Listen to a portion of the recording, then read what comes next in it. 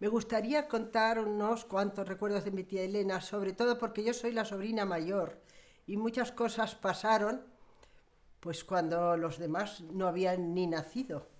Y en cambio yo y Elenita, la hija mayor de mi tía Elena, vivimos juntas. Entonces nosotros veíamos a tía Elena como una persona súper alegre, era de esas personas que cuando llegaba a un sitio llenaba. Ya no se podía hacer caso más que a lo que ella contaba, porque era divertida, era simpática, contaba chistes, nos contaba cuentos para dormir, tocaba el piano, tocaba el arpa, tocaba la guitarra, cantaba. Era una persona especial. Cuando ella, precisamente por ser especial, conoció a mi tío Antonio en Sevilla y al llegar a Priego, que era después de la guerra, pues se encontró con un mundo que ella pues no conocía, este mundo de posguerra duro, complicado, pero ella por su carácter se metió a todo el mundo en el bolsillo, no tuvo ningún problema. Pues llegó a Priego y vio también estas necesidades que había, que las veías muy cerca, porque no deja de ser un pueblo muy grande, pero un pueblo. Y entonces ella conoció a las costureras, que fueron sus manos derechas en toda la obra que hizo ella, y el ama, que luego se incorporó, que vivió con ellos hasta que murió. El ama crió a los niños y murió con 100 años, pero ellas fueron unas personas muy importantes para todos nosotros, porque las costureras le decían, los niños de no sé quién están malos. Y entonces tía Elena llamaba, don Balbino, que es el médico, vaya usted a ver a los niños de no sé qué, las medicinas que faltan para no sé qué, Rosarillo, vaya a buscar las medicinas. O sea, empezaron a hacer una labor fantástica.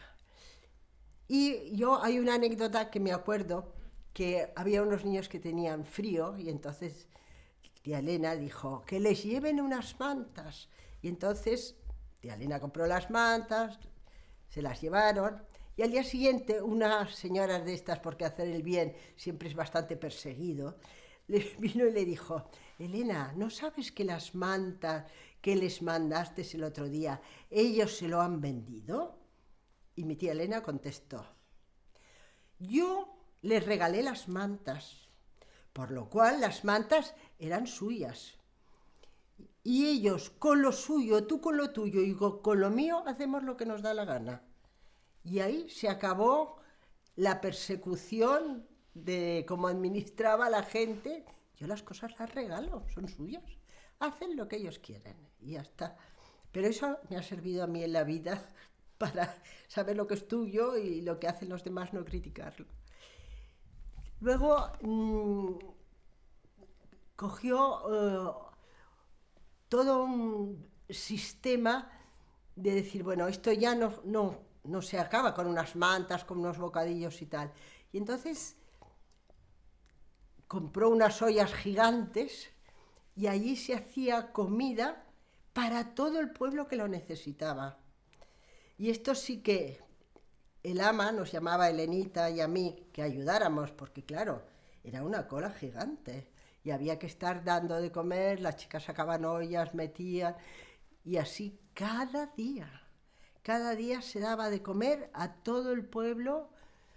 A mí entonces me parecía una cosa normal, pero luego en la vida real no he visto que esto se volviera a suceder en ninguna parte, que una persona privada diera de comer a un pueblo.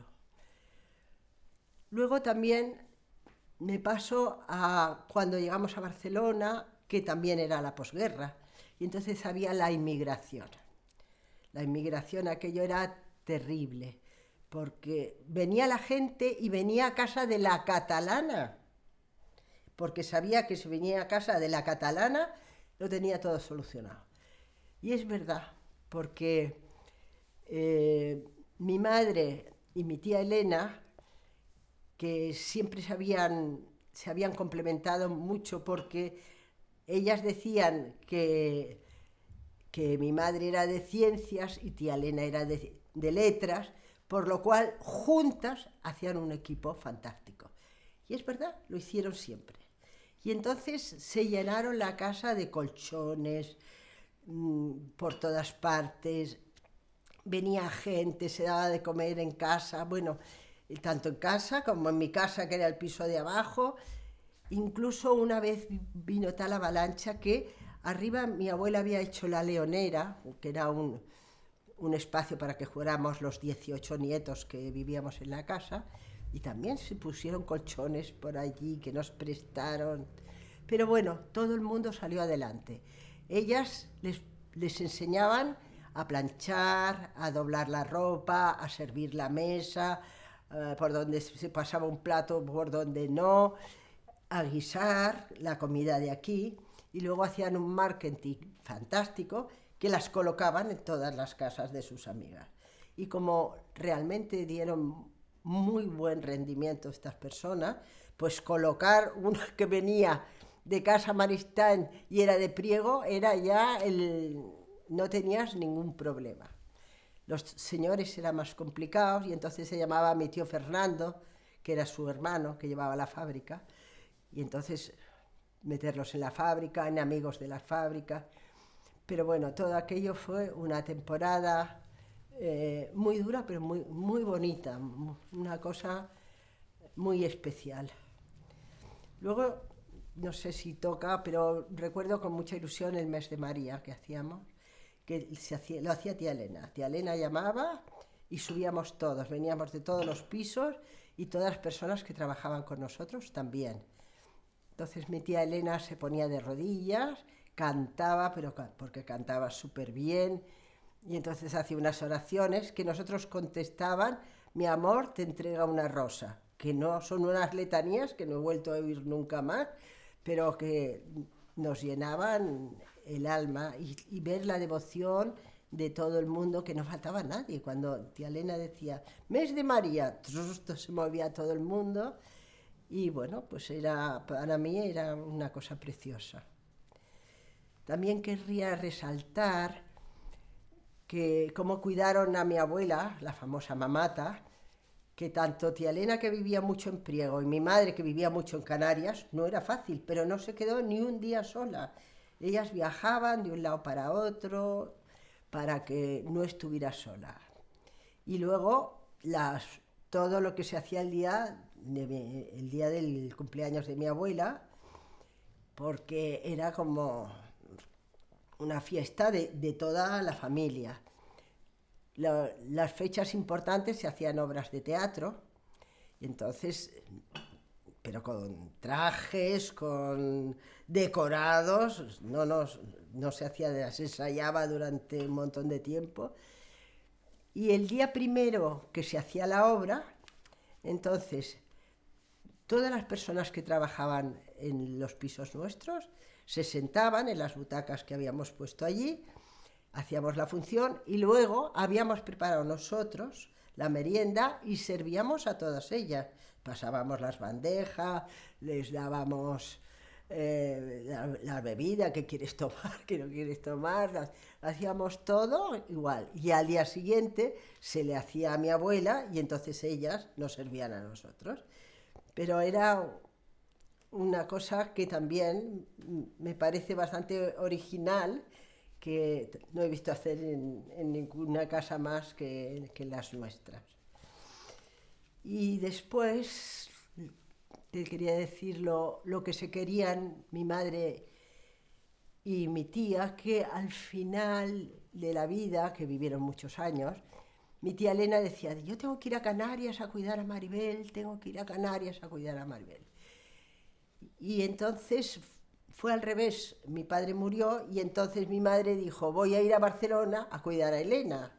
Y sí, cogió el avión con su silla de ruedas, vino a Barcelona, y entonces cada día,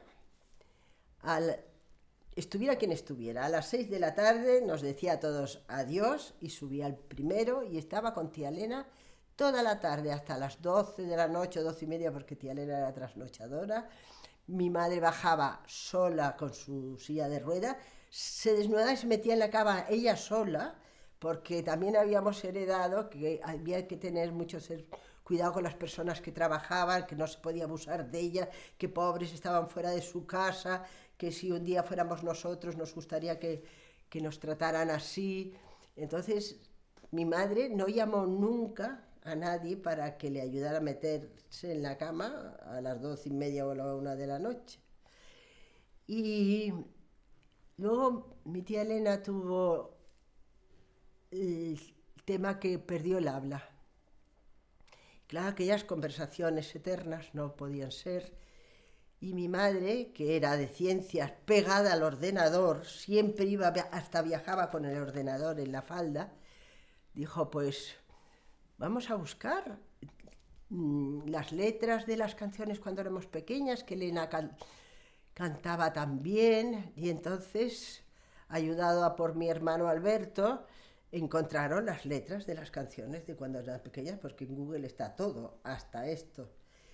Y yo le decía, pero si no puede hablar. Y mi madre decía, el cerebro es muy raro y nadie sabe nada sobre el cerebro. Voy a ver, no hablará, pero a lo mejor puede cantar, a lo mejor puede cantar. Y efectivamente, podía cantar.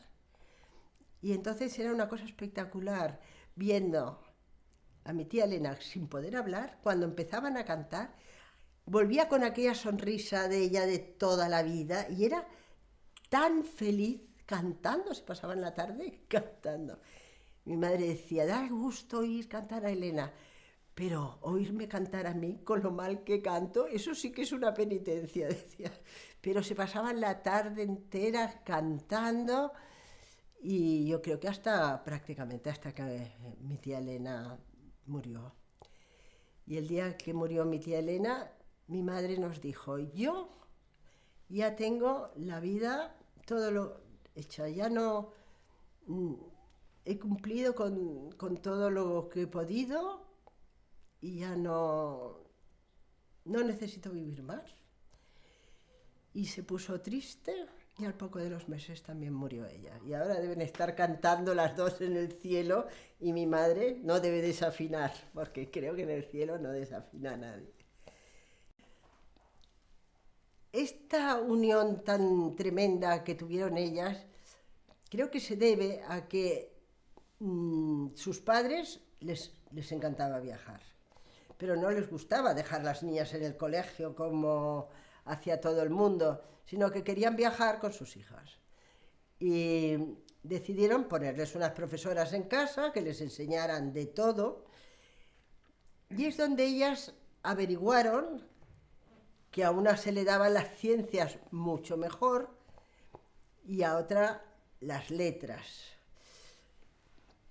Y tanto es así que tía Elena había escrito canciones, había escrito una comedia que hemos representado, que era la más de divertida, con una poesía final preciosa.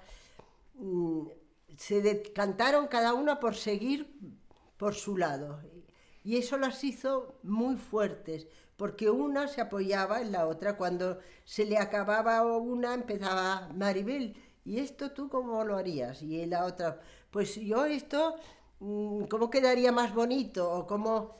Y entre ellas dos, pues hicieron esta unión tan fuerte que duró hasta la muerte, duró hasta la muerte.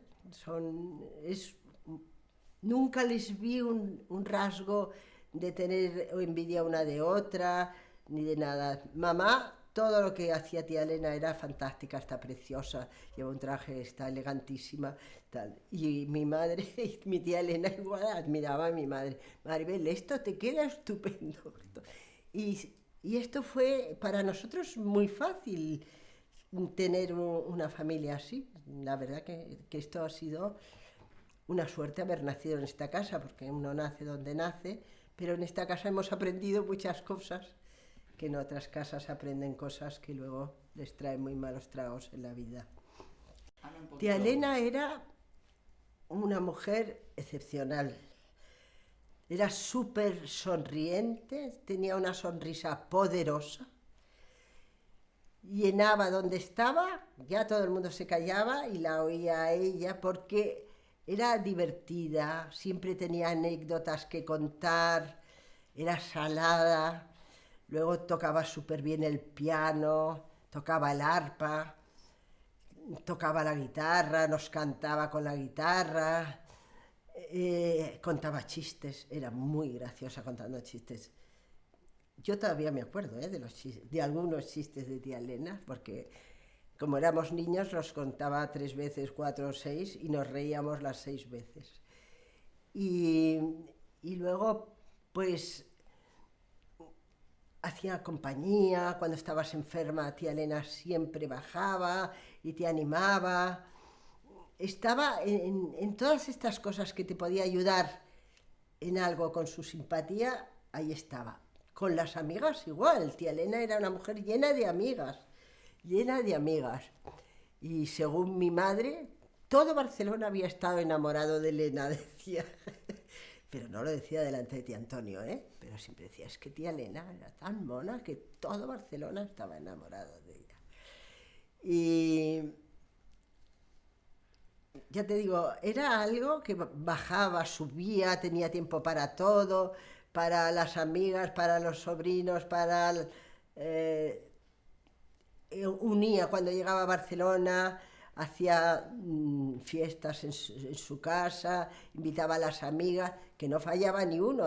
A veces decía, no sé si son tantos, porque fallará alguna fallará. Digo, tía Elena, si no te ha fallado nunca ninguna, que como no cuentes que vas a meter uno o dos más porque no te van a caber, no te falla nadie.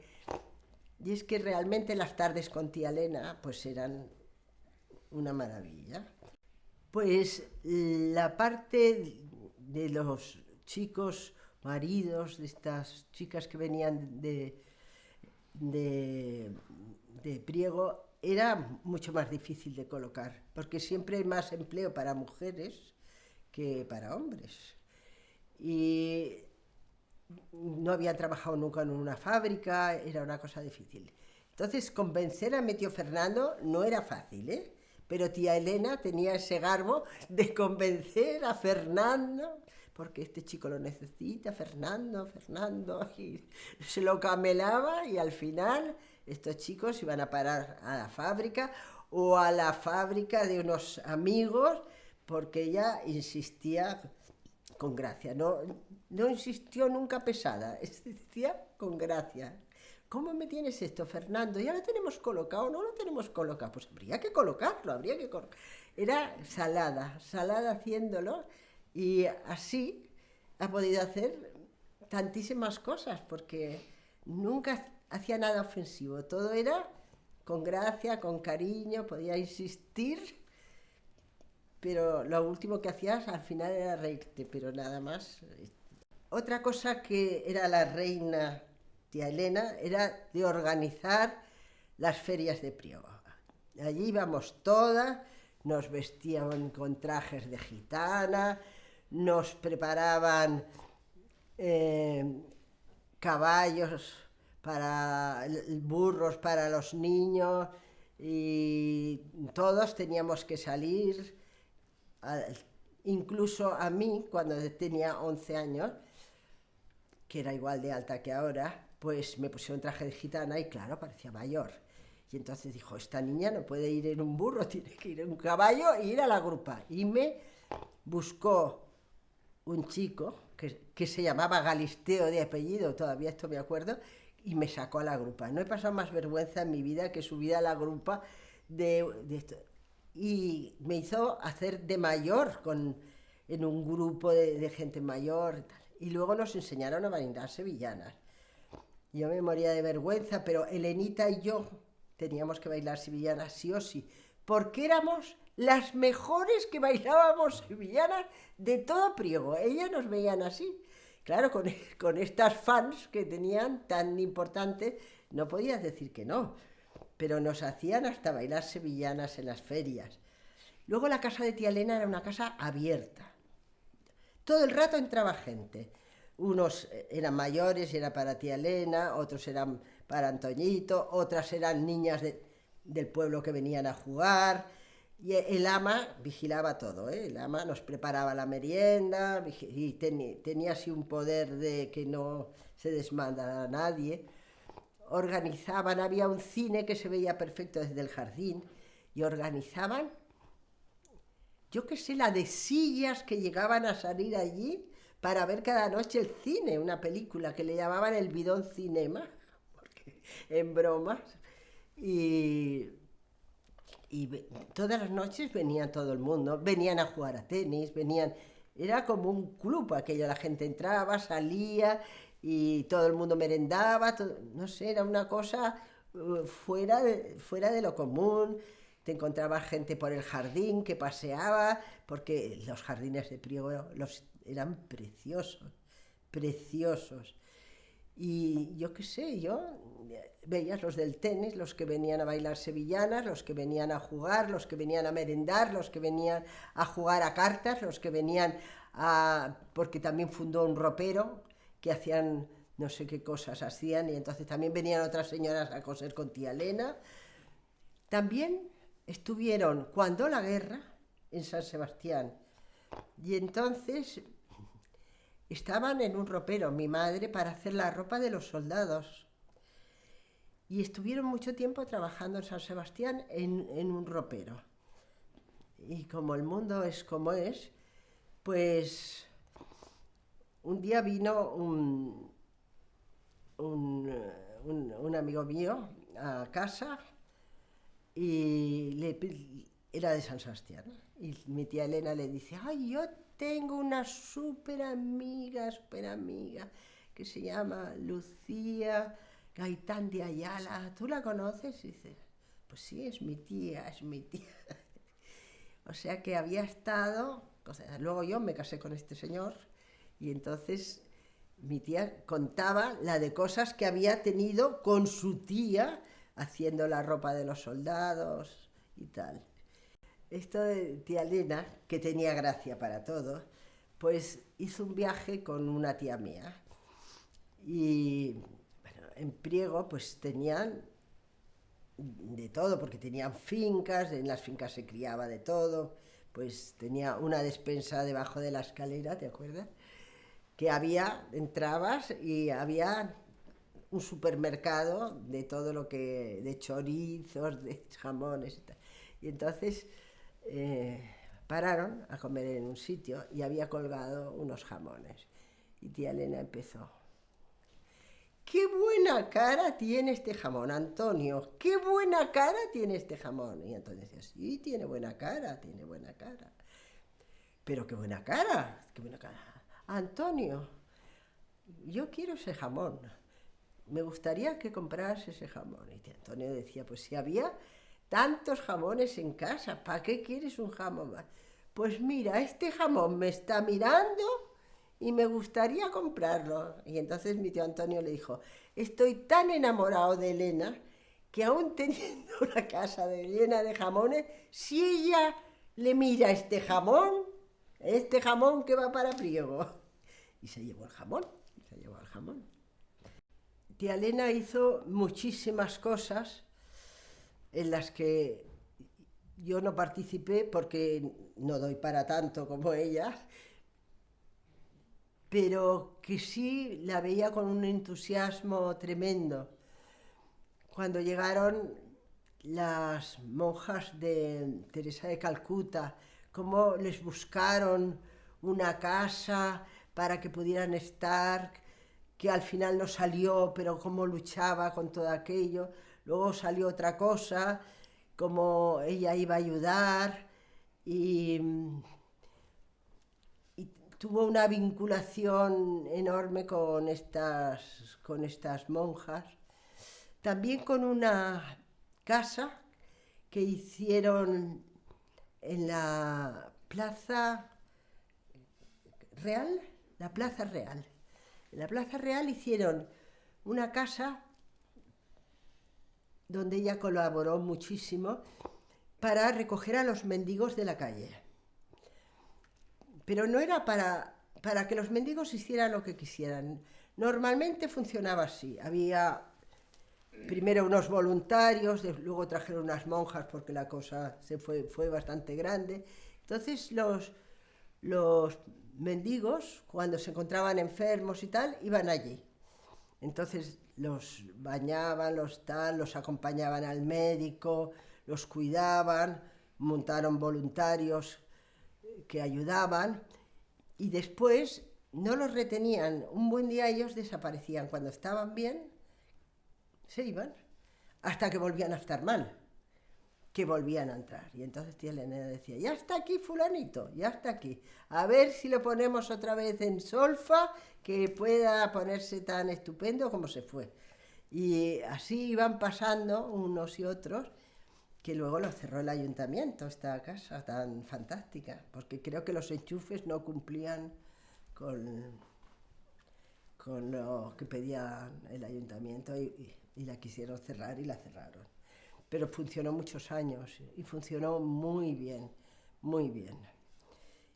Y ya te digo, era el refugio de los pobres de la calle. Cuando no sabían, no se encontraban bien, se iban allí a la clase esta de